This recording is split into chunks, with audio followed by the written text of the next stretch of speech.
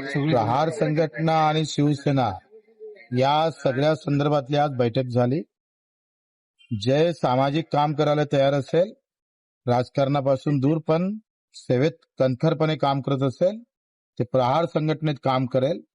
आणि जे शिवसेना राजकारण म्हणून ज्यांना काम करायचंय, भविष्यात निवडणुका लढवायच्या असेल तर ते शिवसेनेमध्ये रितसर प्रत्येक जिल्ह्यात आपण प्रवेश कार्यक्रम ठेवू.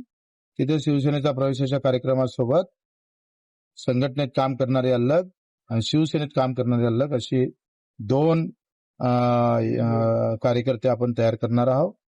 त्यामध्ये तो विचार आम्ही आता बैठकीत त्या बाबतीत बोलणं झालेलं आहे आणि त्या संदर्भात आता समोरचा प्रवास आपण करणार आहोत. महाराष्ट्रातील सर्व बातम्यांचे विश्वासार्ह व्यासपीठ, सकाळच्या सर्व सोशल मीडिया प्लॅटफॉर्मला लाईक, फॉलो आणि सबस्क्राईब करा.